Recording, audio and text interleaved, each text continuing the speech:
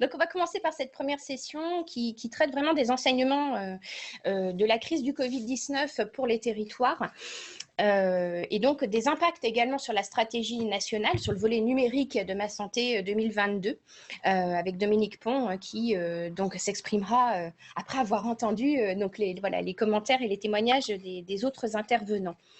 Alors, je vais d'abord me tourner vers le GIP Pulsi et donner la parole à Pascal Charles, qui est pneumologue à Strasbourg, président du GIP Pulsi. Est-ce que vous nous entendez? Oui, tout à fait, je vous entends. Merci de me donner la parole. Très bien. Parfait. Et vous devez en principe être accompagné, alors en présentiel ou à distance, de Frédéric Triniezewski. Est-ce qu'il est présent également? Je le vois, il est présent. Alors, si vous pouvez parler. Oui, je suis là. Ah voilà, ça y est. Ça y est, je visualise mes intervenants sur la mosaïque. Donc, bienvenue à tous les deux. Alors, bon, c'était un défi de taille, cette crise du coronavirus pour votre région. C'est sûr que toutes les régions ont été touchées, mais enfin, la vôtre en particulier, on en a entendu beaucoup parler aux informations. Ce qui nous intéresse, c'est de savoir aujourd'hui, bon, déjà votre vécu en termes de soignants sur le territoire. Puisque M. Triniezewski est président du conseil du JPULSI et président d'SOS Médecins, donc en ligne directe sur ces questions-là. Est-ce que vous pouvez nous décrire vraiment en quelques mots-clés la situation que vous avez traversée dans votre région? Pascal? Oui. Oui, alors effectivement, nous avons traversé une crise qui, je dirais, marquera les esprits pour longtemps. Une crise qui reste traumatisante pour les patients, mais aussi pour les professionnels de santé. Et je pense que Frédéric Triniezewski, qui exerce ses talents sur la région de Mulhouse, qui a été au sein de la région Grand Est, la région la plus impactée, pourra nous en parler de manière encore beaucoup plus précise que ce que j'ai pu voir moi-même de cette crise. Je dirais que de cette crise, il faut savoir tirer des enseignements. C'est un peu l'objectif de journées comme celle-ci. Et les messages que j'ai mis sur le fil rouge ne sont pas forcément à prendre au pied de la lettre. Ils peuvent être éventuellement un peu critiques, mais la critique doit être constructive. Ce que j'ai constaté dans cette gestion de crise, comme dans des gestions de crise précédentes, c'est que les choses sont toujours très hospitalo-centrées, très publico-centrées, et on oublie un peu la médecine de ville, ce fameux premier recours. Et je trouve qu'il a été dommage, par deux actions, de la mettre un peu à l'écart, avec les conséquences sanitaires que l'on a pu connaître par la suite, la mettre un peu à l'écart avec au départ un dépistage qui se faisait exclusivement via le SAMU, alors que d'autres pays ont mis dans les cabinets médicaux des tests de diagnostic permettant aux médecins de terrain, aux médecins de première ligne d'isoler les patients avec une efficacité peut-être plus importante que ce que nous avons connu, même si d'autres déterminants que cette mise en jeu de la médecine de proximité ont pu interférer sur le degré d'extension de l'épidémie dans ces pays voisins. Un deuxième mot d'ordre qui a été un confinement extrêmement dur, puisque ce confinement, au départ, concernait également les cabinets médicaux. Ce qui peut paraître paradoxal, et c'est vrai qu'au début de ce confinement, on s'est quand même senti un peu surpris de voir des remontées de praticiens, y compris médecins généralistes de premier recours, qui nous disaient, voilà, on est en pleine crise épidémique, les patients ont besoin de nous et nos cabinets sont déserts. Donc, je pense qu'effectivement, il y a là en tout cas des enseignements à prendre pour la gestion des futures épidémies. Et j'ai trouvé que les médecins, chacun dans leur coin, si je puis dire, mais grâce à l'appui de Pulsi Grand Est et de leurs éditeurs de logiciels et de leurs éditeurs de calendriers en ligne, d'agenda en ligne, se sont rapidement mis aux technologies, aux nouvelles technologies qui leur ont permis de prendre en charge leurs patients et à d'autres technologies qui leur ont permis de les prendre en charge au mieux des connaissances scientifiques du moment qui ont progressé tout au long de la crise. Et je pense que la réaction de ce terrain a été excellente. Mais l'enseignement qu'il me semble qu'il faut tirer de cette crise, c'est de mettre en jeu la prochaine fois, que ce soit pour une vaccination de masse ou pour la prise en charge d'une épidémie, de mettre en jeu la prochaine fois d'emblée, avec le matériel adéquat, évidemment, la médecine de ville et en particulier la médecine de premier recours. Alors justement, vous parlez du matériel adéquat et donc de technologie. Est-ce que vous pouvez citer précisément les usages qui ont été mis en place, alors ou vous ou Monsieur Triniszewski? Oui, donc peut-être pour compléter la vision de Mulhouse, Mulhouse a été l'épicentre français quand même de cette épidémie. Il a fallu se réinventer au quotidien, réinventer nos pratiques médicales, réinventer la médecine, apprendre la médecine en même temps qu'on découvrait ce virus, mais réinventer aussi l'utilisation des technologies. Donc, nous avons mis en place de façon totalement inopinée des nouveaux outils, à la fois parce que nous avions un besoin d'identifier, de tracer des patients, puisque ces patients-là étaient pour la plupart quand même si les chiffres ont été très importants de la prise en charge à l'hôpital, il y a une part très importante de patients qui étaient soignés à domicile. Il a fallu les identifier, les tracer, et pour cela, on a eu besoin d'outils pour gérer, suivre, coordonner la traçabilité. Deuxième chose, il a fallu nous coordonner entre professionnels de santé. J'ai vu des infirmières tout à l'heure. Nous avons dû travailler en collaboration étroite avec les infirmières, avec les masseurs-kinésithérapeutes pour assurer le suivi des patients. Et pour ça, il nous a fallu aussi trouver des intervenants en capacité de prendre en charge les patients. Et pour trouver ces intervenants, les outils numériques nous ont aidés parce que nous avons mis en place très rapidement des outils qui nous permettaient de recruter des nouveaux professionnels pour des patients qui n'avaient pas d'infirmière, pas de kiné, et de trouver des professionnels qui répondent dans un délai rapide. Et bien entendu, réinventer l'usage de la télémédecine, à la fois avec ses infirmières et ses kinés sur le terrain, mais aussi directement avec les patients pour des situations inédites. C'est une maladie respiratoire, l'auscultation pulmonaire en télémédecine n'est pas possible dans tous les cas, ou du moins très difficile. Néanmoins, en se réinventant, en utilisant le concours de professionnels accompagnants, on a pu développer la télémédecine. Donc voilà les trois grands types d'outils qui nous ont beaucoup aidés dans cette crise et qui nous ont permis d'avancer au jour le jour, en se réinventant et en découvrant tous les jours de nouveaux usages et de nouvelles façons de travailler. Très bien. Alors, vous avez évoqué une application notamment qui permettait de mieux classifier les patients, mieux les orienter. Est-ce que vous voulez en dire un mot? Oui, tout à fait. Dès le départ de l'épidémie, un des correspondants de Pulsi Grand Est s'est mis en charge de fabriquer un outil informatique, un outil sous la forme d'une application smartphone, donc tout à fait adapté à l'exercice SOS médecin ou à l'exercice au domicile, pour que chaque praticien puisse, selon l'algorithme de décision en vigueur à ce moment-là et qui était paru au début de la crise dans le journal Lancet, de façon à permettre à chaque praticien de bien classifier les malades et de prendre la bonne décision de maintien à domicile, d'orientation vers un service d'urgence ou vers une hospitalisation. D'un autre côté, un autre correspondant habituel de notre structure s'est mis en charge de nous mettre à disposition un outil qui, grâce à la réponse quotidienne à un questionnaire par les patients, nous a permis d'avoir un tableau de bord des patients que nous avions à domicile et d'avoir immédiatement, en fonction de certains critères, le vécu de l'essoufflement, la fréquence respiratoire, la fréquence cardiaque, de classifier ces patients en vert, orange et rouge et d'avoir immédiatement, en se connectant au site, un tableau de bord des patients sur lesquels il fallait focaliser notre attention et éventuellement passer à une prise en charge hospitalière. Ces outils nous ont été… Oui. Oui, et donc on voit évidemment l'apport là en termes de gestion des problématiques de territoire, des questions nouvelles pour gérer les patients à domicile. Et j'avais prévu de vous poser la question effectivement de savoir les progrès du coup qui restent à accomplir, les enseignements de cette crise en termes de coordination et de prise en charge de la population et en particulier des seniors évidemment. Quels sont les progrès qui restent à accomplir? Vous aviez cité 3 points. Est-ce que vous pouvez les évoquer rapidement?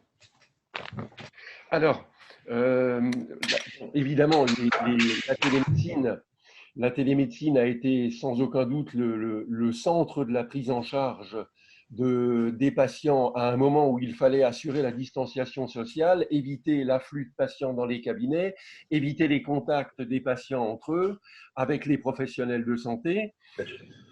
La télémédecine a été un outil extraordinaire et il est tout à fait bon que les médecins s'y soient mis rapidement, les médecins, les infirmières et autres praticiens. Elle existe sous deux formes, la télémédecine. On parle beaucoup des seniors et c'est l'objet de la journée. Et il est vrai que pour les seniors et dans les établissements de soins pour personnes âgées, on dispose d'outils de télémédecine qui sont des outils de télémédecine complets, avec tous les outils connectés autour d'un chariot de télémédecine qui permettent d'ausculter le patient, d'avoir sa saturation, de lui faire un électrocardiogramme. Ce sont des modalités de téléconsultation extrêmement complets qui, effectivement, sont pertinents et sont très utiles, tout particulièrement dans la prise en charge, évidemment, des personnes les plus fragiles. Dans la téléconsultation à domicile, qui a été en fait celle qui s'est développée lors de cette crise, évidemment, il nous manquait des outils. Il est clair il va falloir que des startups s'y mettent pour développer les outils de la téléconsultation au domicile qui, lors de cette crise, ont été essentiellement des visioconférences. C'est très bien de voir un patient, c'est très bien de voir comment il respire, de voir s'il a les lèvres bleues, de pouvoir lui demander d'analyser sa fréquence cardiaque, de voir ses réactions, mais ce n'est pas une auscultation et c'est encore moins une mesure de la saturation. Oui, et à un tout moment à fait. donné, On aura l'occasion. Il était plus possible de commander sur un site internet un oxymètre de pouls. C'est ça, c'est-à-dire qu'il y a les conditions de visio qu'on va aborder d'ailleurs dans la session prochaine et il y a les outils, ce que vous aviez relevé, hein, le besoin d'outils de téléconsultation à domicile, c'est-à-dire là, on est vraiment sur les outils qui complètent l'examen en visio ou par échange verbal, quoi. Oui. Vous aviez évoqué aussi les outils. Pardon, il y a aussi besoin d'intégration de tous ces outils dans l'environnement de travail des professionnels. Oui. Aujourd'hui, de nombreux outils sont déployés. Chaque outil a son système de fonctionnement. Le médecin, pour faire une visio avec tel EHPAD, avec telle infirmière ou avec tel patient, il va devoir se connecter sur 4 logiciels différents. Ce gros besoin d'uniformisation et d'intégration est essentiel pour que le professionnel de santé, médecin dans son cabinet par exemple, se connecte à un outil de visio et que derrière, quel que soit l'intervenant de l'autre côté, il puisse y avoir accès instantanément. Mais pour ça, il a aussi besoin d'un annuaire et d'annuaire de sources de données fiables, d'annuaire de patients et d'annuaire de professionnels disponibles. Et ça, ces besoins de services socles et d'annuaires et de partage de ces annuaires sont essentiels pour permettre de déployer l'usage de ces outils sur le terrain, parce qu'aujourd'hui, sans ces éléments-là, on n'a pas moyen de communiquer de façon efficace entre l'ensemble des professionnels. Donc, l'environnement intégré, les services socles, les besoins d'annuaires, c'est deux choses essentielles pour le travail des professionnels sur le terrain. Et l'intégration dans le logiciel des professionnels aussi. L'intégration dans le logiciel professionnel, vous aviez parlé aussi de liens en un clic avec le DMP, notamment pour faciliter le partage d'informations et d'améliorer les outils de coordination. Et ce sont des points sur lesquels on va revenir. Je vous remercie beaucoup de ce témoignage. On va passer maintenant donc à l'interview de Monsieur Reynaud. Bonjour. Qui est direction relations publiques et business development de Dedalus. Alors vous, justement, hein, sur ces enjeux d'interopérabilité, vous venez d'entendre, mais vous étiez déjà au courant, il y a besoin d'interopérabilité. Alors d'abord, est-ce que vous pouvez nous indiquer le service que vous proposez, hein, le CIDEP, expliquer un petit peu ce que c'est, et puis votre stratégie en matière de déploiement des usages numériques? Écoutez, avec plaisir. Déjà, merci pour cette invitation et bravo au CATEL pour cette 20e édition. Peut-être déjà introduire un petit peu Dedalus, que vous sachiez qui l'on est et ce que l'on fait. Donc, Dedalus, en fait, on est un groupe européen, un acteur important, je dirais, de l'e-santé, dans les systèmes d'information de santé, qu'ils soient cliniques ou administratifs, avec vraiment un très large portefeuille de solutions qu'on propose à tous les professionnels de santé. Notre histoire était italienne à la base et aujourd'hui en France, on est 1100 collaborateurs pour essayer d'épauler évidemment le sanitaire avec les groupements hospitaliers de territoire, les établissements privés associatifs, donc les ESPIC, mais également des grands groupes privés, du laboratoire. Vraiment, on a des activités très, très vastes. Et Covid, on va le voir, a été pour nous aussi révélateur pour plein d'usages. On va en parler ensemble si vous le voulez bien. Donc, clairement, CIDEP, alors CIDEP, c'est pas nous, hein, qu'il n'y ait pas de confusion, c'est pas Dédalus qui a inventé CIDEP.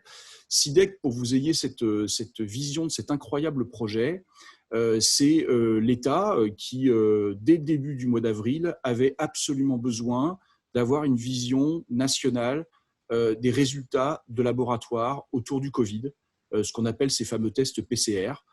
C'était absolument important d'avoir cette concentration, évidemment, de ces résultats pour pouvoir après, effectivement, faire des actions. Donc, ce projet a été lancé début avril. Il s'agissait en 5 semaines pour nous, en tant qu'éditeurs, de raccorder près de 4000 laboratoires en France, qu'ils soient privés ou publics, et de remonter au niveau national, évidemment, ces résultats de tests, afin de permettre d'identifier des foyers, effectivement, d'épidémie et de permettre aux professionnels de santé, ensuite, d'agir très rapidement sur le territoire.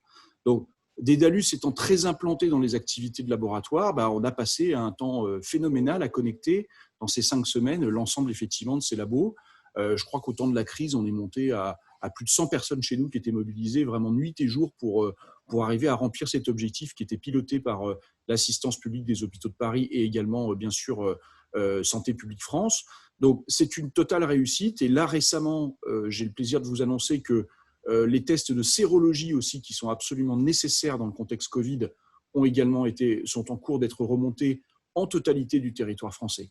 Donc, si Covid nous a apporté quelque chose sur l'interopérabilité, c'est de nous mettre, on va dire, un sacré coup de boost à tous pour montrer qu'il manquait, qu'il y avait des ruptures de communication, je dirais, entre les applications. Ça a été très bien dit d'ailleurs, d'entrée par le GCS Pulsi, par le GRAD, pardon. Et donc, on a été clairement dans cette dynamique. Et personnellement, pour moi, c'est un des plus beaux projets de fédération des énergies humaines et de moyens auxquels j'ai pu participer et assister récemment. Oui, effectivement, on voit directement les enjeux de l'interopérabilité tels que vous venez de l'exprimer, évidemment. D'un point de vue plus technique et puis aussi d'un point de vue humain, qu'est-ce qui reste à faire? Quelle marche reste-t-il, selon vous, à franchir pour que ce genre d'expérience puisse se démultiplier? On a du pain sur la planche, si je devais vous le dire tous à tout niveau. Donc, Covid a révélé les points forts de certains usages numériques de nos systèmes d'information. Il faut le noter. On n'était pas au niveau zéro, il y avait déjà des choses effectivement qui existaient. Mais bien sûr, il a révélé les points faibles et les sujets qui n'avaient pas été traités, tellement de choses dont les professionnels du système d'information discutaient depuis tant d'années, les parcours, les téléservices, d'ailleurs promus par le CATEL depuis très longtemps, l'identification du patient, les partages de données, qui mettaient clairement, il faut l'avouer, et on est un acteur fort du domaine, qui mettait clairement trop de temps à être déployé, qui n'avançait pas suffisamment vite pour X raisons, des raisons de moyens bien sûr, mais c'était cette problématique. Alors dans le contexte Covid, nous on a dû, en tant qu'éditeur et proposeur de solutions pour nos clients, on a dû évidemment déployer à très grande vitesse, on a déjà parlé de CIDEP, mais d'autres services. La téléconsultation, évidemment, tous les établissements de santé de France et de Navarre se sont précipités sur la téléconsultation pour pouvoir continuer à gérer des flux patients et à traiter leurs patients, à leur apporter effectivement du retour. À l'intérieur des structures de santé, les messageries instantanées, sécurisées bien évidemment, pour permettre aux professionnels de santé des urgences, de demander des avis, d'échanger, de chatter avec effectivement les autres professionnels. On a proposé des solutions dans ce sens et on a dû les installer en mode express pour les aider sur ces sujets.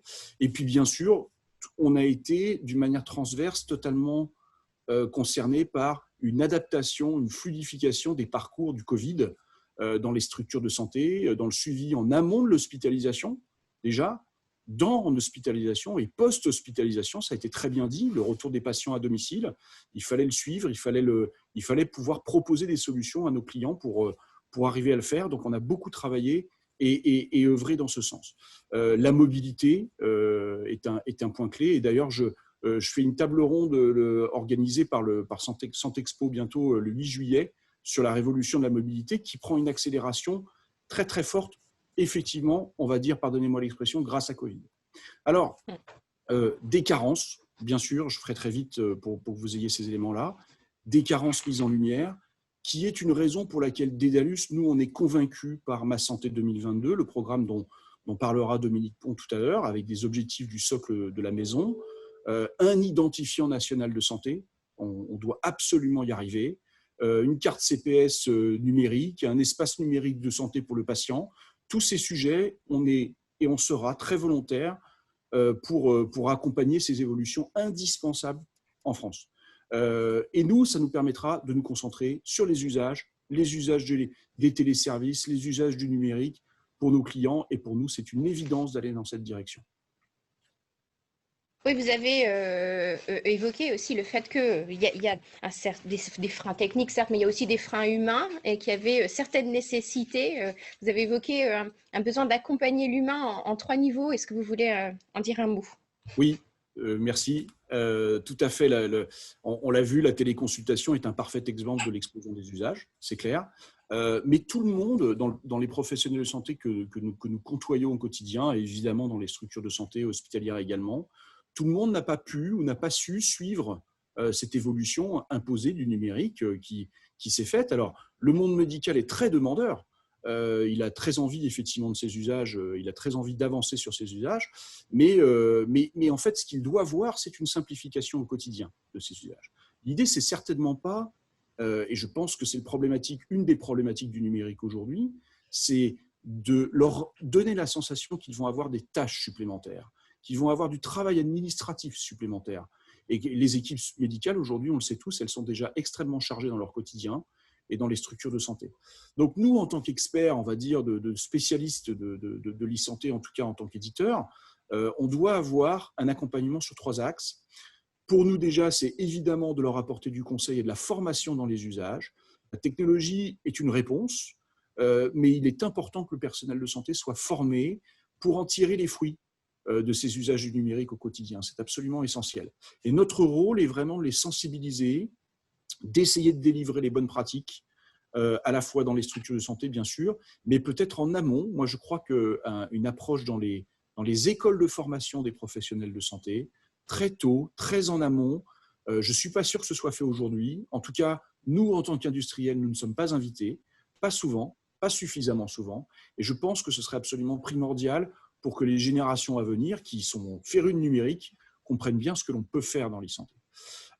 L'adaptation des processus, évidemment, humains, et une simplification par les outils, ça, c'est notre bataille, c'est notre job. On a des designers pour ça, et on doit comprendre les process du médical. On doit évidemment les adapter au mieux pour simplifier, réduire les clics.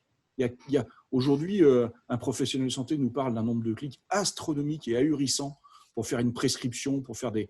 Et ça, c'est notre travail. On doit absolument... Et au-delà du clic, parfois, des besoins de dupliquer les informations, de les retaper. Exactement, d'utiliser plusieurs outils pour faire la même chose, ça a été très bien expliqué précédemment. Et puis la charge cognitive. N'oubliez pas qu'on est des humains avec un cerveau et qu'avoir des écrans qui clignotent de tous les côtés, ça devient un peu ingérable humainement. Et puis enfin, surtout, n'oublions pas, notre approche, elle doit être dans l'accompagnement éthique des usages en santé. C'est très important, on est français, on est européen, on a conscience de la réglementation RGPD des données de santé et on doit promouvoir un discours exemplaire et évidemment toujours dans le respect des valeurs. Donc pour nous, aujourd'hui c'est limpide, la technique n'est pas un problème, ce n'est plus un problème. Ce qui est important, c'est de comprendre les besoins, apporter de l'accompagnement, de l'expertise et puis bien sûr mettre en place les bonnes pratiques avec éthique. J'insiste sur ce mot, qui est essentiel pour nous. Voilà, si le numérique en santé est un succès en France, ce sera également notre succès à Dédalus et on en sera plutôt ravis. Merci, Monsieur Reynaud. Restez avec nous puisque tout à l'heure, nous allons avoir une session de questions-réponses, et notamment autour de notre panel. Je vous invite d'ailleurs à continuer à utiliser le fil de discussion pour poser des questions et réagir à ce que vous entendez. Et on va tout de suite passer en Mayenne On va aller au conseil départemental de la Mayenne, puisque là, on a envie maintenant d'entendre le vécu d'un département. On a entendu les soignants, on a entendu donc un grade, on a entendu un industriel. Quel a été le rôle finalement des départements pendant cette crise? En quoi est-ce que cette crise a pu amplifier les dynamiques existantes sur le territoire? Alors, c'est ce qu'on va voir ensemble, Monsieur Richefou. Vous m'entendez? Bonjour à tous. Oui, je vous entends. Vous me voyez peut-être d'un peu loin, la caméra est peut-être un peu loin dans mon bureau. C'est ça, si quelqu'un peut faire un petit zoom pour qu'on puisse voir votre visage, ça serait idéal. Technique, ma manœuvre, mais comme je n'ai pas le retour écran, je ne sais pas ce que vous voyez. Donc, mais on voit toute la table, on voit de très loin.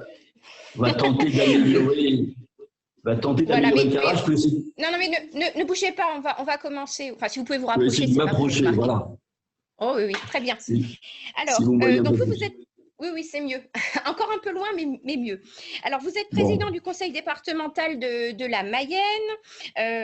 C'est un département qui a initié déjà depuis plusieurs mois une dynamique pour l'usage du numérique dans la prise en charge des seniors avec un programme en particulier et puis donc un intérêt pour d'autres programmes qui sont en train de se lancer.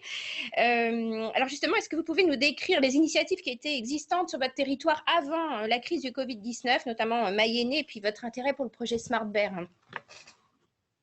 Ce qui est certain, c'est qu'un département comme le nôtre, qui est un département rural de l'ouest de la France avec 310 000 habitants, est naturellement concerné par toutes les questions qui tournent autour du vieillissement de la population et autour des questions de santé, puisque notre département a bien sûr, comme beaucoup d'autres, un déficit sur le plan médical, à la fois en médecine générale et en médecine de second recours.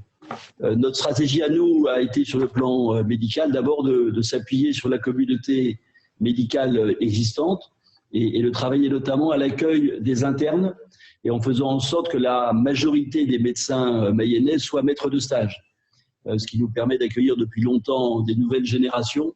Et depuis 10 ans, les 2/3 des médecins généralistes installés en Mayenne le sont suite à des stages effectués sur le département, stages que nous accompagnons à la fois par une modeste indemnité de défraiement de 300 € par mois et aussi par un accompagnement de coaching, j'allais dire presque de conciergerie, qui est assuré par un service dédié du conseil départemental qui est commun avec l'ordre des médecins. Donc un travail vraiment en très grande relation avec l'ordre des médecins.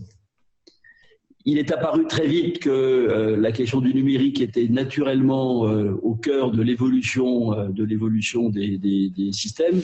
Mais avant de s'attaquer au numérique, on a souhaité mobiliser toutes les forces médicales possibles. Et notamment, on a monté avec la Mutualité française, qui a servi de support juridique, un centre de santé qui nous a permis de faire travailler ensemble des jeunes médecins retraités qui ont accepté de revenir travailler, ainsi que des internes en lien avec la faculté d'Angers. Et on a bien vu qu'y compris ces jeunes médecins retraités étaient tout à fait prêts à se servir de l'outil informatique et de l'outil numérique. Ce qui a été accéléré pendant cette crise, c'est bien évidemment l'appropriation par l'ensemble des médecins des outils numériques, puisqu'on considère que à peu près 1/3 de l'activité a été maintenue grâce à l'outil numérique de téléconsultation. C'est en tout cas les remontées que l'on a de la part de nos professionnels. C'est aussi quelque chose qui n'était pas totalement inconnu dans le département parce que nous avons, les médecins libéraux ont organisé depuis longtemps une permanence des soins du vendredi soir au lundi matin et qui s'appuie beaucoup bien évidemment sur l'outil numérique et sur des téléconsultations qui étaient déjà réalisées dans ce cadre. On a profité aussi de cette crise pour accélérer le déploiement des smartphones ou des tablettes selon les cas, puisque l'ensemble des EHPAD a été couvert en lien avec l'ARS et grâce au soutien financier de la région des Pays de la Loire. Et on a souhaité équiper aussi une petite dizaine d'établissements pour personnes en situation de handicap de ce même type d'appareil, ce qui a permis, dans des conditions financières relativement aisées, puisque c'est des budgets qui ne sont pas très importants, de développer cette pratique et ces outils. Donc, vous venez d'évoquer en fait le fait que la crise ait bien agi comme un révélateur finalement des besoins sur votre territoire et les solutions que vous avez pu mettre en place. Je retiens les chiffres, un tiers du volume des consultations réalisées en téléconsultation, l'implication des EHPAD, donc des démarches qui sont là intéressantes. Est-ce que vous voulez dire un mot du programme Mayennais qui existait avant le Covid ? Oui, c'est un programme que nous avions voté au mois d'avril l'an dernier, 2019, qui prévoyait un investissement global de l'ordre de 10 millions d'euros pour le conseil départemental et qui avait pour objectif, et qui l'a toujours, mais ça s'est effectivement accéléré, d'équiper chaque établissement d'un équipement adapté de téléconsultation. On a aussi souhaité développer à cette occasion des entreprises et des projets entrepreneuriaux de start-up qui n'en sont plus aujourd'hui puisqu'elles existent depuis plus de 5 ans, qui s'appuient sur des outils numériques. Je pense notamment à un masque de réalité virtuelle de l'entreprise Bliss qui a une vocation apaisante et que nous avons déployé notamment dans des EHPAD, mais nous l'avons aussi déployé par exemple auprès des pompiers, de façon à rendre apaisante certains transports, Et puis il y a une deuxième entreprise qui nous a été donnée l'occasion de travailler, mais qui est moins tournée sur l'informatique et qui est plutôt sur les postures et les gestes pour muscler le dos, et qui est à destination plutôt des personnels d'établissement, mais qui n'a pas grand-chose à voir sur le numérique, mais en tout cas qui était inclus dans notre offre pour développer des nouvelles technologies dans les établissements de façon à améliorer la situation, notamment des agents qui, on le sait, sont soumis à des situations extrêmement difficiles, notamment dans les EHPAD. Mais on verra tout à l'heure, vous disiez que ça n'avait pas grand-chose à voir avec le numérique, mais on parlera tout à l'heure d'usage autour justement de la rééducation, de la musculation, autour du travail des kinés qui ont découvert aussi pendant cette crise des usages à distance possibles. Donc vraiment, il y a tout un éventail de possibilités qui s'ouvrent. Alors aujourd'hui, de quelle façon est-ce que vous pensez amplifier ces dynamiques existantes ? Quelles sont un petit peu vos prochaines étapes ? Alors, nous avions, comme nos voisins de la Sarthe, qui l'avaient fait un peu avant nous, engagé d'abord, j'allais dire, une évangélisation, pour prendre un terme générique, pour faire en sorte que l'ensemble de la communauté médicale puisse effectivement parfaitement intégrer cet outil. Moi, je vois qu'il y a toujours des réticences de la part d'un certain nombre de professionnels, réticences tout à fait compréhensibles, qui nécessite d'être bien certain de l'accord de l'ensemble de la communauté médicale pour poursuivre cette opération et l'amplifier, bien évidemment. Et je pense notamment à la relation avec SmartBeer. Pour moi, il est vraiment indispensable que les questions de données soient parfaitement réglées sur qui a accès aux données, comment les données sont transportées, où sont-elles stockées. Je pense qu'il y a encore besoin de rassurer ou de donner des précisions. On a au sein de la communauté médicale les mêmes débats que ceux que l'on a entendus il y a quelques semaines sur le développement de l'application Stop Covid, dont on a vu d'ailleurs que le nombre de téléchargements est très nettement inférieur à la fois à l'espérance du gouvernement et à la nécessité pour en faire un outil efficace. C'est qu'il y a des freins, et ces freins, ils sont encore sur l'acceptation et sur le fait qu'il est nécessaire d'être parfaitement rassuré sur ces données. C'est la raison pour laquelle d'ailleurs, puisque la Mayenne est très en lien avec la réalité virtuelle, nous avons à Laval le salon Laval Virtual, qui est le premier salon mondial de réalité virtuelle qui se tient tous les ans. Nous avons souhaité développer d'ailleurs avec Ouest France, qui est le grand quotidien régional, des assises tournées sur l'éthique et le numérique, parce que la communauté médicale, et moi je lui en sais gré, est très attentive à ces questions d'éthique, très attentive à ces questions de sécurité, de propriété de données. Et donc c'est un point sur lequel il nous faut encore continuer nos efforts pour réussir à embarquer tout le monde. La technique est là, il faut simplement que tout le monde soit convaincu que cette technique elle est au service de tous et pas au service de certains groupes, au service de certains intérêts particuliers, fussent-ils étrangers. Et je crois qu'il y a encore à rassurer dans le domaine, y compris pour les patients, parce que les patients, eux aussi, quand ils donnent leurs données, ils ont l'impérieuse nécessité d'être parfaitement rassurés sur l'utilisation qui va d'être faite. Je ne veux pas avoir le débat ici sur les GAFA et compagnie, mais voilà, la question d'éthique et de données informatiques est essentielle aussi pour nous. Tout à fait. Il y a la question de la confiance, et donc de l'accompagnement des publics, qu'ils soient d'ailleurs professionnels ou seniors. Et justement, en parlant des seniors, donc vous avez un intérêt pour ce projet Smart Bear. Est-ce que vous pouvez en dire un mot, puisqu'on a des seniors qui sont présents aujourd'hui? Voilà. Qu'est-ce que vous pensez de ce type d'initiative? On en parlera tout à l'heure. Oui. Oui, en un mot, moi je pense que c'est une idée extrêmement intéressante pour faire progresser justement cette appétence et mieux mesurer la situation. Il nous faut encore, j'en ai le sentiment, convaincre la communauté médicale, notamment sur les questions que je viens d'évoquer d'éthique, parce que sans la communauté médicale, rien ne peut se faire. Nous avons fait le choix, et mon prédécesseur Jean Arthus l'avait fait, c'est d'avoir, et c'est le cas depuis 7 ans, je crois, ou 8 ans, un collaborateur dédié qui est en charge des relations avec la communauté médicale. Il a son bureau à côté du Conseil de l'Ordre et il passe la moitié de son temps en relation avec le Conseil de l'Ordre. Il est pris en charge par le Conseil départemental et de la même façon, et je le salue parce qu'il est présent dans une autre pièce et il suit vos débats, nous avons fait le choix en début de mandat d'avoir un élu conseiller départemental spécifiquement en charge des questions médicales et qui est l'interlocuteur de l'ensemble de la communauté médicale sur ces sujets, parce que c'est pour nous, département rural, un dossier extrêmement prioritaire. Monsieur Richefou, comme vous allez devoir nous quitter en raison de votre agenda, tout à l'heure en fin de matinée, nous allons présenter plus largement le dossier Smart Bear, donc cette expérimentation vers 1000 seniors de 65 à 80 ans sur l'ensemble du territoire national en lien avec 5 pays européens.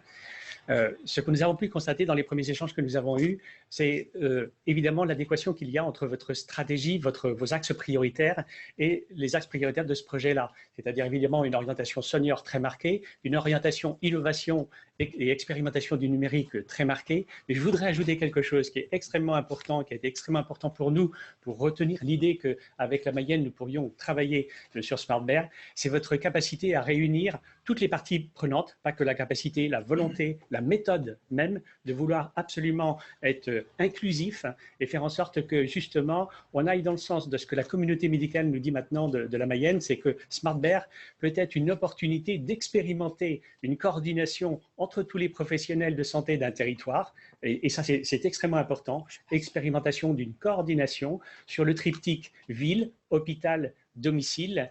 Est-ce que vous voulez juste commenter ces spécificités de la Mayenne, tourner vers cette capacité à vouloir animer comme ça un écosystème et de façon performante? Alors ça tient à l'engagement des hommes et les moyens que l'on met à disposition. Je vous ai évoqué la question du collaborateur dédié, de l'élu dédié sur ces sujets, et ça passe aussi souvent par des médecins qui s'engagent, par une communauté médicale qui s'engage. On a la chance d'avoir dans le département quelques personnalités de niveau national en termes de responsabilité. Je pense à Luc Duquesnel qui préside un syndicat de médecins, et je pense à Pascal Gendry qui préside une structure nationale en responsabilité notamment de l'animation des maisons de santé pluriprofessionnelles. Et on a dans le département de la Mayenne un taux extrêmement important. On a déjà 15 maisons labellisées de maisons de santé pluriprofessionnelles et on a cette volonté d'abord de couvrir tout le département avec des contrats locaux de santé. Ça sera le cas fin 2021, l'ensemble du département sera couvert et il le sera notamment à travers des liens très forts que l'on tisse avec les intercommunalités, puisqu'on fait le choix de s'appuyer sur les territoires et sur les intercommunalités qui sont nos interlocuteurs sur le sujet.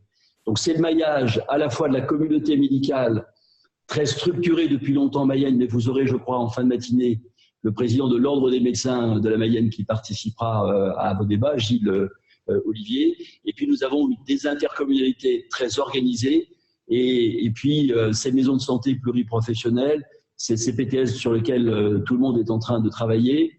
Je préside moi-même, ça m'a semblé important, la structure de pilotage par les élus du groupement hospitalier de territoire.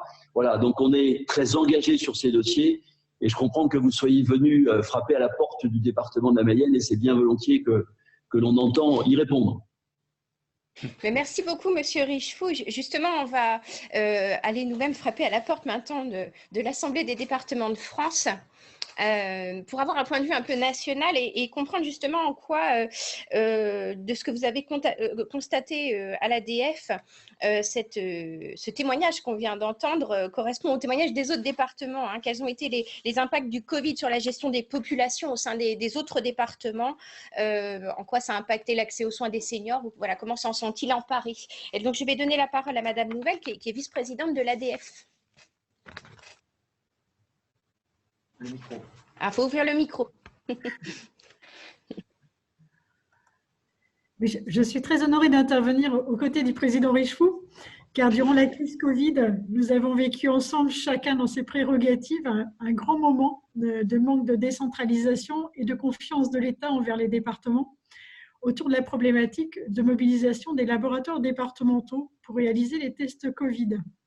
Alors, que d'énergie, s'en souvient, dépensée alors et que de conséquences, surtout pour nos seniors. Aujourd'hui, attachons-nous au fond de cette mobilisation des présidents de département, tels qu'Olivier Richefou, et relions-la à une autre action des départements durant la crise, l'accompagnement de la diffusion de l'application Stop Covid. Les départements, en fait, sont acteurs de la prévention et grâce aux tests, ils souhaitaient, durant le confinement, accroître en toute sécurité les possibilités de vie sociale des seniors, tant en EHPAD qu'à leur domicile. Dès le début, vous savez que c'est présidence toujours très pragmatique, ils ont vu à travers les tests le moyen de rassurer les seniors, alléger les contraintes de leur isolement vis-à-vis de leur famille notamment, et aussi entre eux au sein des structures d'accueil. Et c'est ce bien vivre au quotidien qui a motivé les départements et leur connaissance aussi fine des besoins des seniors sur leur territoire, puisqu'en tant que conseillers départementaux, vous savez que nous sommes impliqués dans les conseils d'administration de nombreuses structures pour les seniors. Le déploiement, d'un autre côté, d'une application numérique telle que Stop Covid, qui concerne la santé et donc la vie privée des Français, nous savons qu'elle sera réussie que si elle est conduite dans le cadre d'une relation de confiance entre l'État et les usagers de l'application, et d'une relation de confiance entre l'État et les collectivités territoriales. C'est le sens de notre engagement des départements sur ce projet d'e-santé.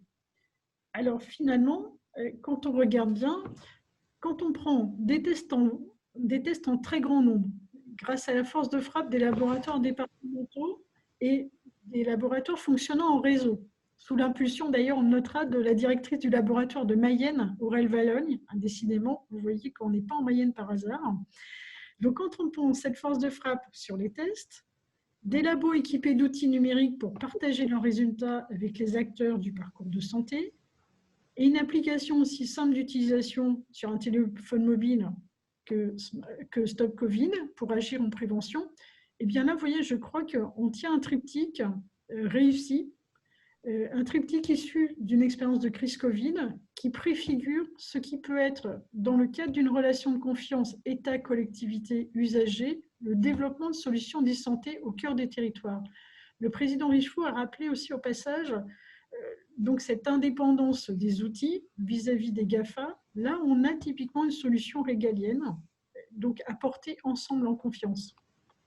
Donc pour moi, si vous voulez, en conclusion de cette expérience de crise, finalement, ce que l'on a vécu sur les tests et le Covid, ça ouvre la porte vers une utilisation accrue du numérique au plus proche des besoins des usagers en matière de prévention santé. Et cette prévention santé, c'est un axe fort de la compétence de solidarité des départements. Alors, vous avez évoqué dans vos propos la relation État-département-usager.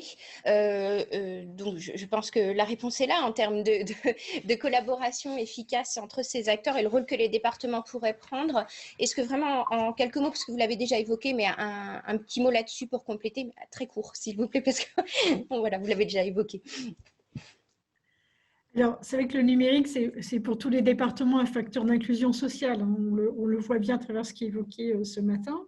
Mais cette dynamique en fait, d'e-santé, elle diffère encore d'un territoire à l'autre, car rappelons-le, en fait, sans infrastructure numérique suffisamment développée, le déploiement des usages est limité.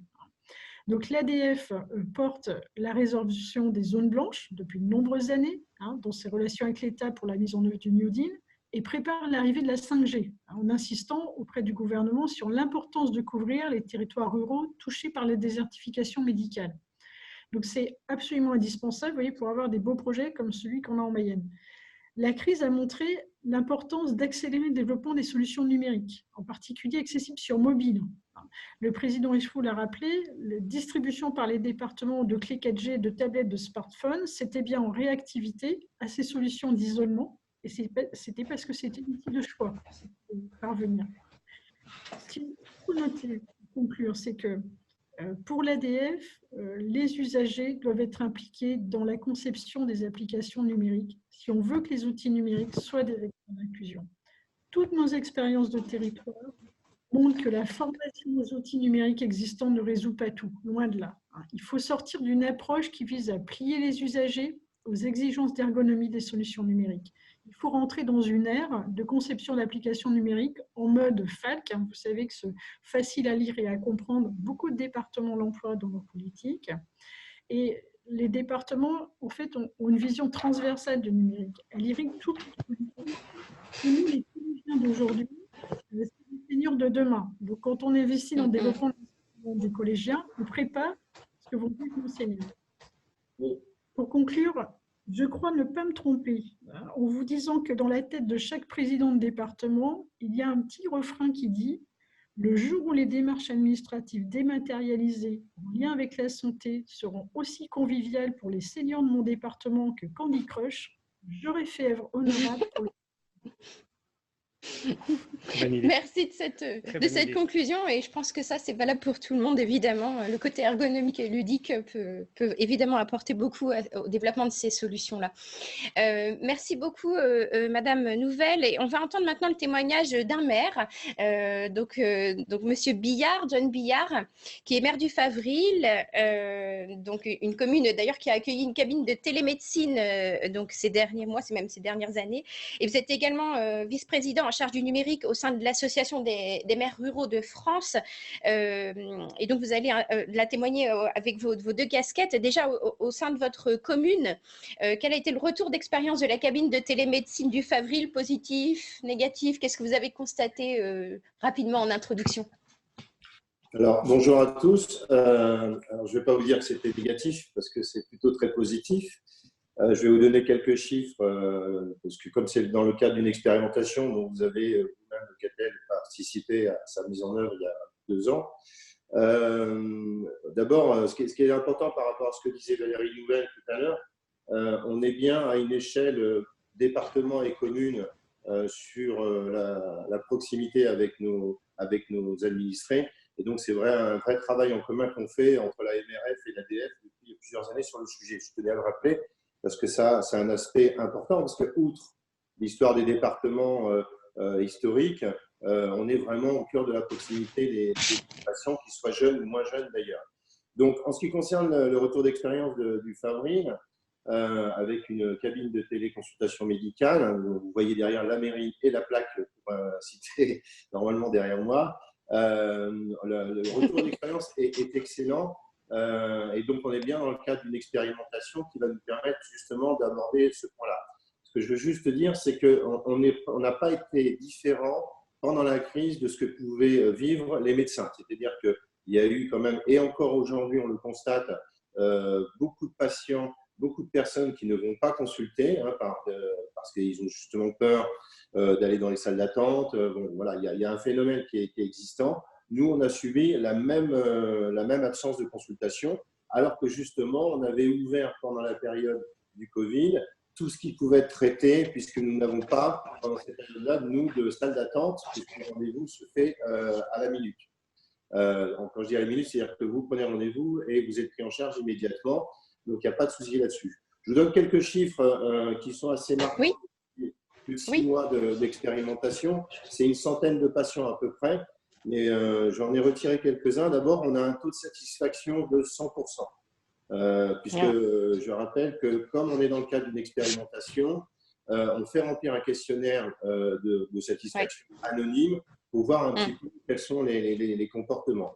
Ce qui est intéressant de noter, c'est que sur les 100 consultations, environ on a 51% des personnes qui auraient renoncé aux soins si la cabine n'avait pas été mise à disposition.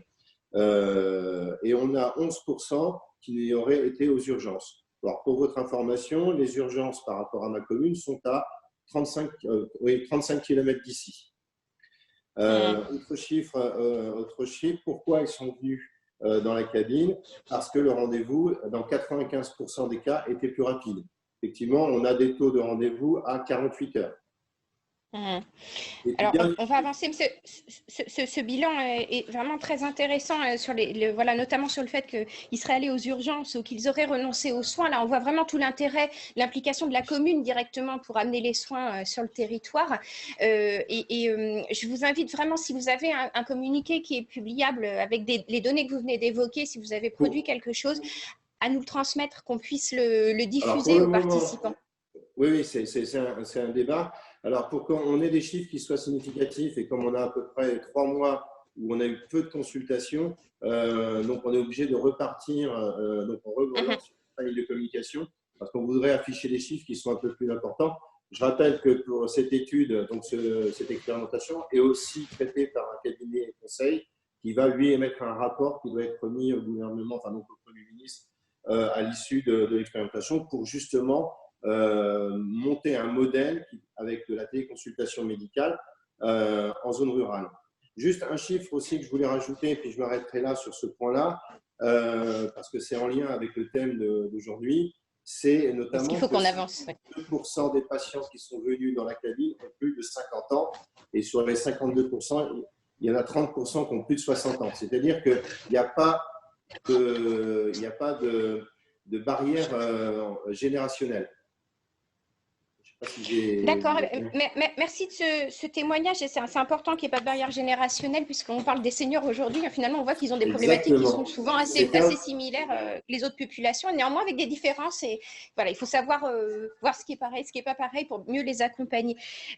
Juste en conclusion, puisqu'on arrive vraiment au temps qu'on avait prévu, mais est-ce que vous, en tant que commune rurale, vous aimeriez adresser un message donc aux institutions, pour inciter les autres, voilà, pour favoriser cette implication des communes rurales et la faciliter dans les parcours de soins? Alors, je ne vais pas revenir sur la difficulté des zones en désertification médicale. Nous, au sein de l'Association des maires ruraux de France, notre combat, c'est le maillage territorial, c'est l'aménagement du territoire sur tout ce qui concerne le déploiement numérique. Donc ça, Valérie, tout à l'heure, en a un petit peu parlé, parce que sans déploiement numérique, on ne peut pas déployer la téléconsultation, voire le télétravail, en fait, et voir l'éducation comme on l'a vécu pendant la crise.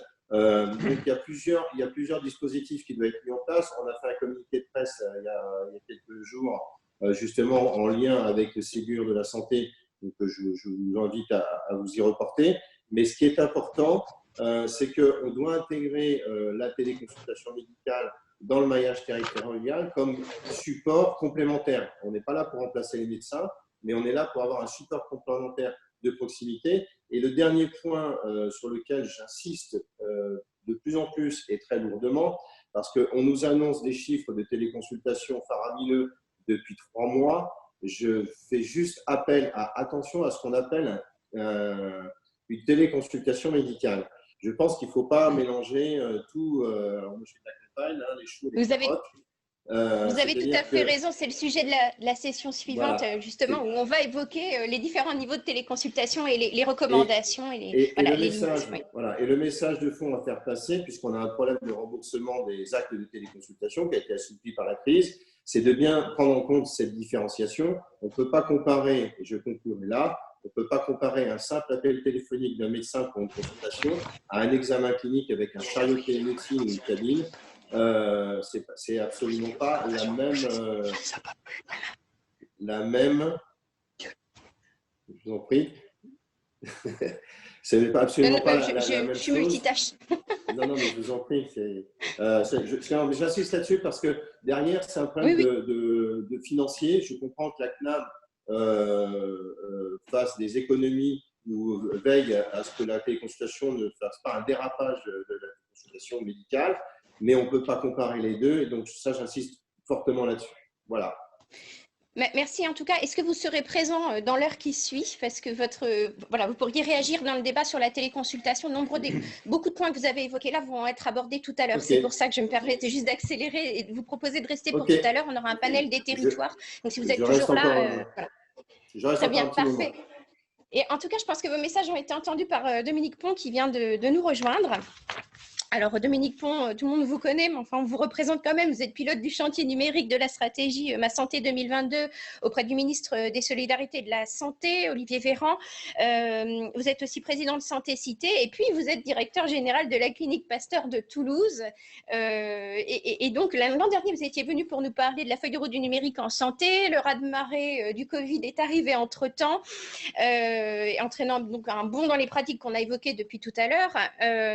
Et puis, lors du lancement des Ségur de la santé, Édouard Philippe s'est félicité de cette accélération de la télémédecine pendant la crise, a déclaré que la réforme du système de santé devra donc s'orienter davantage vers le numérique. Alors nous, ce qu'on a envie de vous demander, Monsieur Pont, c'est vraiment en quoi la feuille de route du numérique en santé a déjà produit des effets utiles pendant cette crise du coronavirus, ou bien au contraire, en quoi est-ce qu'il a été quelque part frustrant que cette crise ne soit pas arrivée 2 ans plus tard, peut-être qu'il y aurait eu des développements supplémentaires.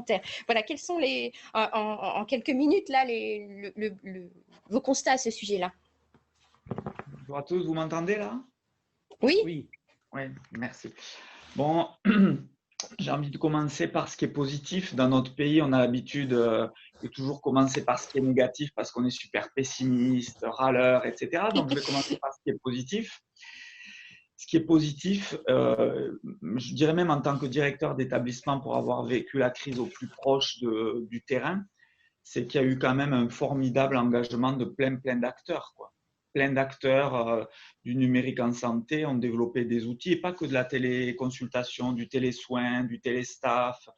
Il y a eu des outils de surveillance qui ont été faits dans des temps records. Il y a eu des connexions sur des outils de parcours, moi que j'ai vécu dans mon territoire avec des acteurs hyper engagés, et côté professionnel de santé, côté établissement de santé, et aussi côté industriel, start-up, etc. Donc moi je dirais qu'on parle toujours des soignants héros. Il y a eu plein de héros dans l'écosystème de la e-santé en France pendant cette période, avec quand même une accélération assez spectaculaire des usages du numérique, et pas que la téléconsultation, encore une fois. Au niveau des pouvoirs publics, moi je vais vous le dire, on est dans un pays qui a l'habitude de toujours tracher les fonctionnaires et le gouvernement. Il y a eu des exploits menés par les agents publics. Si vous prenez des outils comme SIDEP, le système de dépistage, en 3 semaines, on a monté un système de collecte des résultats. Qu'on a évoqué tout à l'heure. Automatisé, c'est quand même fantastique. Il y a eu un outil qui a été développé en 15 jours de conseils personnalisés pour la santé qui s'appelle Mes conseils Covid. Il y a eu du référencement d'applications avec un process qui s'est fait en direct avec les industriels, les startups, qui a permis de rapidement avoir une logique de référencement d'applications. On a monté en très peu de temps sur santé.fr une cartographie de tous les labos où on pouvait se faire prélever. On a utilisé le ROR, le répertoire opérationnel et ressources, pour récupérer les listes disponibles de réanimation. On a mis en place un système d'information qui s'appelle mapui.fr. On a développé Civic pour avoir des vrais outils de collecte voilà, sur les médicaments en tension, voilà, sur les déclarations de patients Covid, sur les décès. Ça a accéléré tous ces grands systèmes d'information. Enfin, franchement, il faut arrêter d'être tout le temps dans l'autoflagellation, quoi, hein. Il y a eu quand même des trucs super. Bon. Mais bon, je suis méga frustré aussi parce qu'effectivement, si la crise était arrivée dans 18 mois, on aurait eu un identifiant national de santé déployé dans tous les systèmes et on n'aurait pas galéré comme on a galéré pour recoller des informations épidémiologiques. Ça a été l'enfer. Quasiment tous les jours, on avait du mal à tout recoller parce qu'on n'a toujours pas d'identifiant national de santé, ce qui est prévu dans la feuille de route. On a clairement eu une frustration à mon niveau que l'espace numérique de santé n'ait pas été déployé en amont sur l'ensemble des citoyens français parce que c'est prévu pour le 1er janvier 2022. Imaginez qu'on l'ait eu, il y aurait eu un canal direct sécurisé entre tous les citoyens français et non seulement les institutionnels, mais les professionnels de santé pour envoyer des données, des résultats de tests, des prescriptions, des ordonnances. On aurait pu publier à grande vitesse des applications santé à destination des citoyens développées par l'écosystème dans le store de l'espace numérique de santé. Bref, on aurait eu des effets de levier multipliés par 10 ou par 100, quoi. Donc, je suis entre les deux. J'ai envie quand même de pas être tout le temps dans quelque chose de négatif en disant, bon, quand même, moi je trouve qu'on a été bon dans notre pays globalement par rapport à l'état dans lequel on était autour du numérique. Mais bon, maintenant, il faut quand même se retrousser les manches et accélérer le truc, quoi, parce que franchement, on aurait pu être encore bien meilleur. Alors, un fil conducteur de cette matinée, c'est vraiment le parcours de soins au cœur des territoires. La feuille de route du numérique s'adresse à tout le monde, hein, à toutes les parties prenantes, établissements de soins, professionnels de santé, acteurs privés. Et puisque là, on a des territoires qui ont donné leur témoignage et leur volonté de s'impliquer sur ces questions-là, est-ce que vous pouvez expliquer en quoi cette feuille de route répond spécifiquement à leurs besoins, à ces territoires ? En fait, de manière générale, bon, moi je suis quelqu'un qui vient du terrain et des territoires, hein. Je suis un petit gars de Toulouse, quoi, d'accord, à côté de l'Ariège, du Lot-et-Garonne, du Tarn-et-Garonne. Donc je suis un homme de territoire. Et ce que je crois, c'est que dès lors qu'on rentre dans la logique de parcours de santé, de parcours de soins, d'organisation, ça ne peut se construire qu'au plus proche du terrain. Donc, toute la stratégie, mais pas que numérique, toute la stratégie d'organisation des soins sous-tendue par le numérique, ça ne peut se faire que dans les territoires. Les priorités de santé, les priorités de soins, les priorités d'organisation de soins et de santé ne peuvent se faire qu'émanant du territoire. Donc, de toute façon, c'est comme ça que ça doit se construire.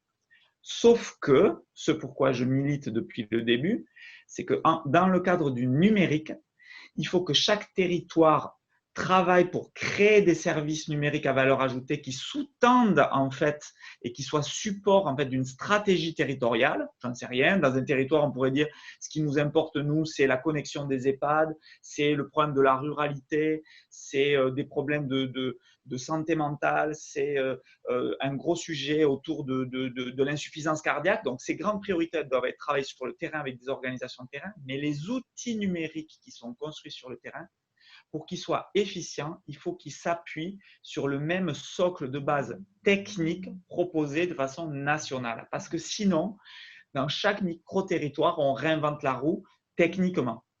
Donc, la feuille de route, ce qu'elle propose, c'est de dire en national, le national ne s'occupe pas en fait du métier du terrain, mais il propose un socle technique commun à tout le monde pour qu'on ait des effets de démultiplication d'échelle et qu'on ne réinvente pas la roue dans tous les territoires.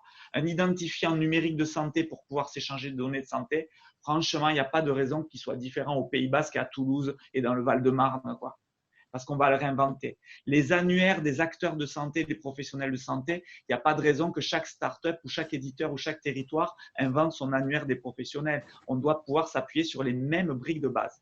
En revanche, dans la feuille de route, ce qu'on dit, c'est qu'au niveau national, il ne doit pas y avoir le fantasme de construire des outils métiers à la place des territoires.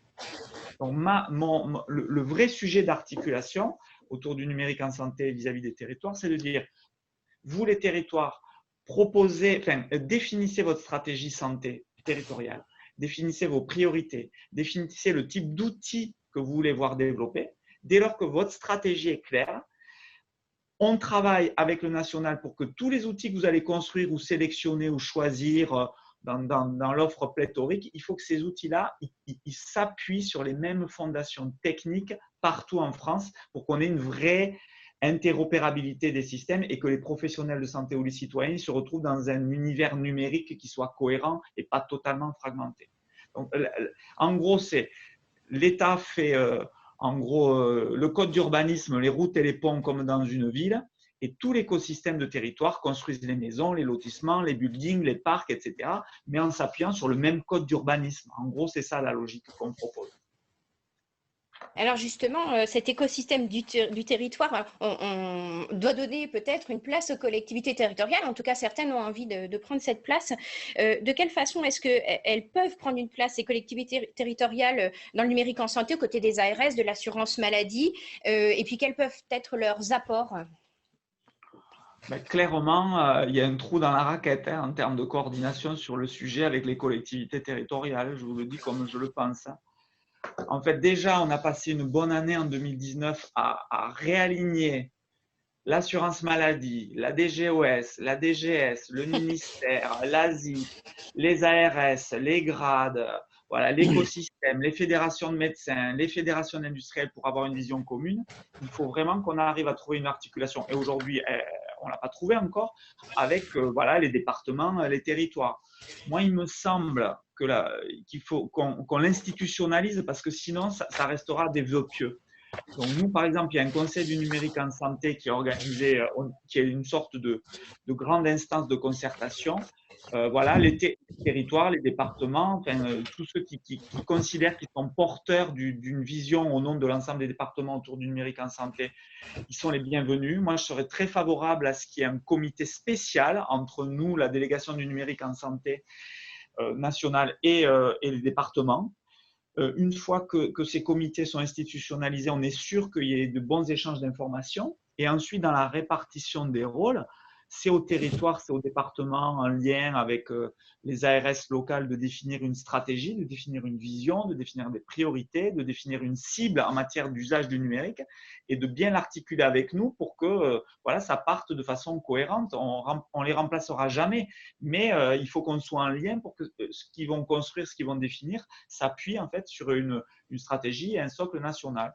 Donc moi, je ne sais pas trop comment articuler ça parce que je suis encore un peu nouveau dans ces sujets d'articulation et de concertation, mais s'il y a des idées qui émergent, je suis super preneur d'un groupe au sein du comité du numérique en santé de représentants des départements. Mais je pense que des idées, il va y en avoir puisqu'on va justement les faire réagir sur ce sujet. Et je sens Pierre Traîneau qui lève la main en premier sur ce panel pour réagir à ce que vous venez de dire. Donc avant de donner la parole au territoire de Vichy, de la Mayenne et puis des Hauts-de-France, en la parole de Sylvie Dubreuil, qui est adjointe au maire de Vichy, en charge de la solidarité des seniors et de la lutte contre les exclusions. Est-ce que vous nous entendez, Sylvie, juste pour vérifier ? Est-ce que Sylvie, vous êtes là? D'accord. Bon, Monsieur Richefou est toujours là et Monsieur Chaussade, je vous ai vu tout à l'heure. Vous nous entendez, Monsieur Chaussade? Je vous entends, je vous entends. Parfait. Donc, je vais donner la parole à Pierre Traîneau pour qu'il réagisse à ce qui a été dit.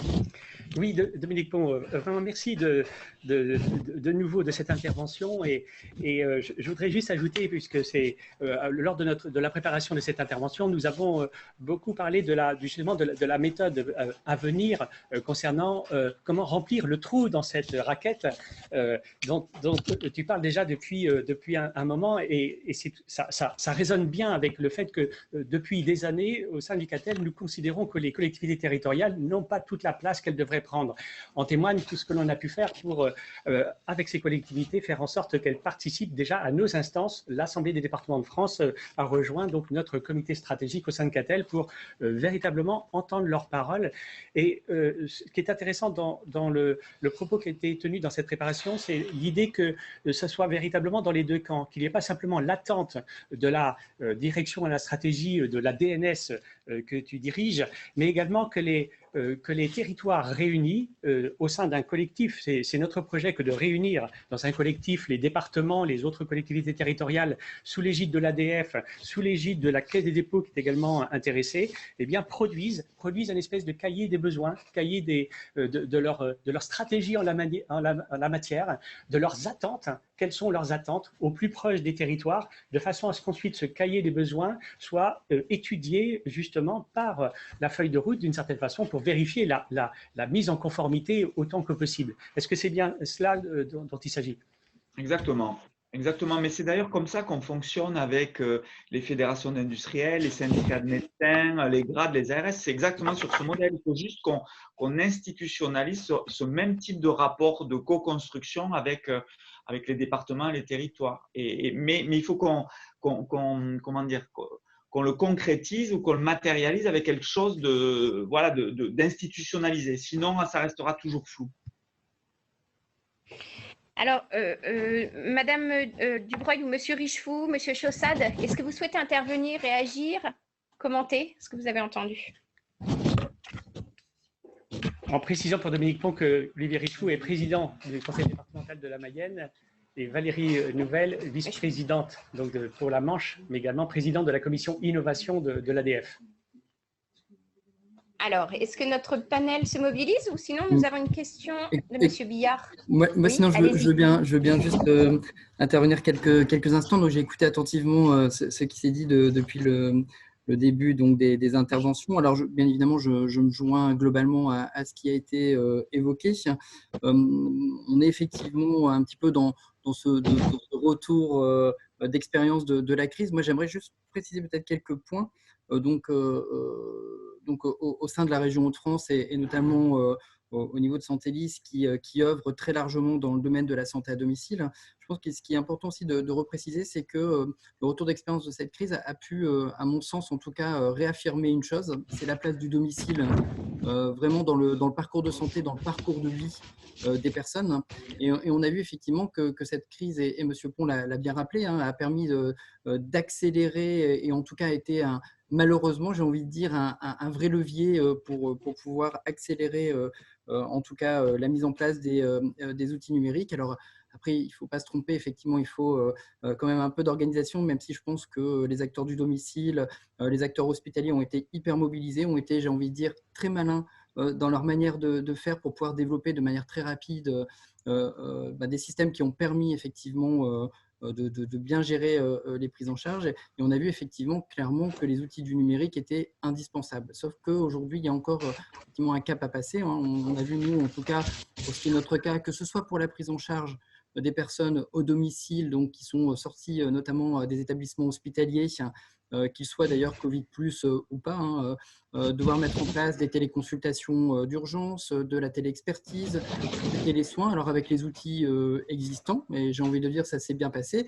Ce qui est sûr, c'est que ce qui a été très accéléré, c'est quelque part la levée des freins un petit peu réglementaires, des freins que l'on pouvait avoir au niveau du corps médical, du corps paramédical, et au final, tout le monde s'est adapté très vite à ces nouvelles pratiques. Et moi je pense qu'effectivement, ces nouvelles pratiques, on ne reviendra pas vraiment en arrière. Par contre, il s'agira effectivement de bien les structurer et puis de travailler tout ça en bonne cohérence avec tout le monde. Et dernière petite remarque, ce qui me semble également intéressant, et là, en l'occurrence, ça rejoint un petit peu un sujet qui sera évoqué, qui est le sujet SmartBear. On parle beaucoup de téléconsultation, on parle beaucoup de téléexpertise, de télésoins, et à juste titre. On a pu mettre des choses en place très intéressantes. Je pense par exemple à des accompagnements dans le cadre de l'éducation thérapeutique de profs d'activité physique adaptée à distance. Tout ça est très intéressant. Aujourd'hui, ce qui nous manque aussi, c'est la connectivité de l'ensemble des outils qui permettent d'avoir de réelles téléconsultations. Au-delà, bien évidemment, de la visio que l'on peut avoir avec le praticien, c'est de pouvoir disposer en temps réel, tout simplement, d'un certain nombre d'informations. Et ça, effectivement, il y a encore j'ai envie de dire, un gros travail à faire dans ce domaine. Et c'est vrai qu'on l'évoquera très certainement au cours de la matinée, mais le projet SmartBear est un super outil, à mon sens, pour pouvoir faire avancer ce type de choses. Merci de ce commentaire. Est-ce que les autres territoires veulent réagir avant de prendre les questions, certaines questions qui ont été posées? On va se donner 2-3 minutes de plus pour ne pas prendre de retard. Oui, moi je veux bien prendre la parole. Oui, allez-y. Oui, je voulais juste réagir par rapport, j'ai envoyé Attendez, juste, est-ce que vous pouvez dire votre nom? Parce que pour le moment, c'est vous, c'est M. Billard. Voilà, je comptais vous donner la parole. Allez-y. Pour l'association des maires ruraux de France. Ce qu'on a évoqué justement nous, par rapport au Ségur de la santé qui concerne principalement les hôpitaux mais qui finalement a une conséquence assez importante sur le coût des territoires.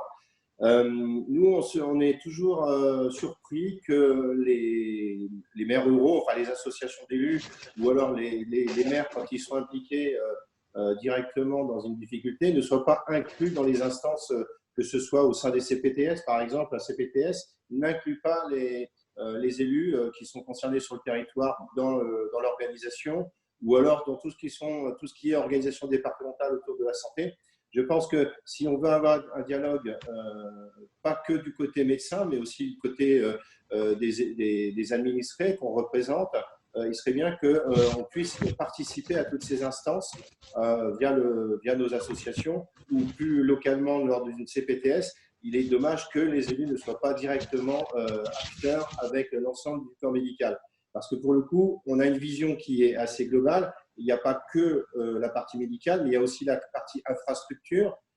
Et on sait très bien que si on ne coordonne pas la mise en place et le déploiement des infrastructures du numérique, si on veut faire de la téléconsultation un outil aussi complémentaire, il faut qu'on soit intégré.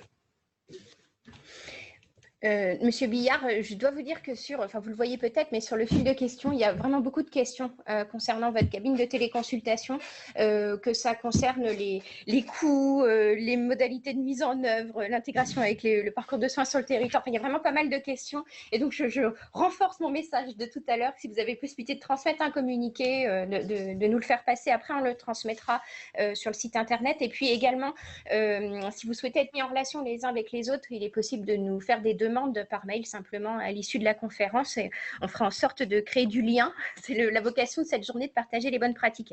Je vais prendre juste une question parce qu'il y en a vraiment beaucoup d'intéressantes, mais il y en a une en particulier qui s'adressait à Monsieur Richefou, mais je pense que ça peut concerner également Monsieur Pont ou peut-être d'autres personnes qui auront envie de répondre. Une labellisation e-santé des maisons ou établissements de santé est-elle en projet? Alors, là, la question portait à l'échelle d'un territoire, mais peut-être il y a une question quand même autour de ce label, cette question de la coordination territoriale autour de maisons de santé habilitées à le faire. En tout cas, c'est une question qui est intéressante. Qui veut répondre? Monsieur Pont peut-être, ou Monsieur Richefou, puisque la question s'adressait à vous. Oui, donc bon, pour répondre sur le sujet du numérique, essentiellement, sur le sujet du numérique, il y a déjà une labellisation des systèmes d'information et des logiciels de maisons de santé, voilà, qui a été travaillée par l'Agence du numérique en santé, voilà, avec un référentiel qui a permis, à mon avis, quand même s'il n'est pas parfait, même si tout peut se travailler, s'améliorer, il a quand même structuré les choses. Et dans la feuille de route du numérique en santé, il y a une action qui est dédiée à la certification des systèmes d'information hospitaliers pour justement apposer un label au système d'information. La petite nuance à laquelle je crois beaucoup pour connaître le sujet depuis longtemps, c'est qu'il ne suffit pas de labelliser un logiciel, il faut labelliser un logiciel et une organisation qui va derrière.